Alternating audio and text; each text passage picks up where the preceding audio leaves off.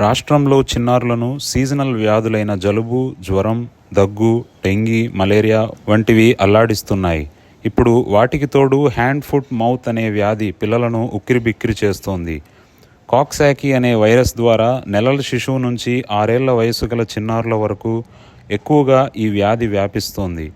చేతులు, కాళ్ళు, నోటి మీద దద్దుర్లు, పొక్కులు, పుండ్లు వంటి వాటితో ఇబ్బంది పెడుతోంది.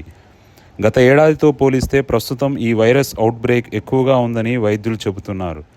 విజయవాడ, గుంటూరు, విశాఖ నగరాలతో పాటు వివిధ ప్రాంతాల్లోని చిన్నపిల్లల ఆసుపత్రులకు రోజు కనీసం 4 కేసులు ఇలాంటివి వస్తున్నట్లు వైద్యులు చెబుతున్నారు. అయితే ఇది ప్రాణాంతక వ్యాధి కాదని, తల్లిదండ్రులు ఆందోళన చెందవద్దని సూచిస్తున్నారు. వ్యాధి సోకిన పిల్లల్లో చేతులు, కాళ్ళు, ముఖం, నోటిలో ర్యాషెస్, పుండ్లు, పొక్కులు రావడం వంటి లక్షణాలు ఉంటాయి. వీటితో పాటు కొందరిలో జ్వరం, జలుబు, గొంతు నొప్పి, నోటిలో మంట ఉంటుంది. 1-2 రోజులకు కురుపులు మోకాళ్ళు, మోచేతులు, పిరుదులపై కూడా కనిపిస్తాయి. ర్యాషెస్, పుండ్లు, పొక్కుల వల్ల దురద, మంటతో పాటు ఆహారం తీసుకోవడానికి తీవ్ర ఇబ్బందులు పడతారు. వైద్యులను సంప్రదించి మందులు వాడితే 4-5 రోజుల్లో వ్యాధి అదుపులోకి వస్తుంది.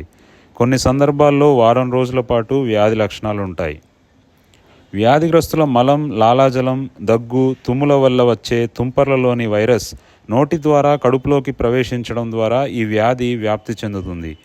అయితే కొందరు తల్లిదండ్రులు తమ పిల్లల్లో ఈ వ్యాధి లక్షణాలను గుర్తించలేక అలాగే పాఠశాలలకు పంపుతుండడంతో వేగంగా ఒకరి నుంచి మరొకరికి వ్యాపిస్తోంది. హ్యాండ్, ఫుట్, మౌత్ ప్రాణాంతకమైన వ్యాధి కాదు.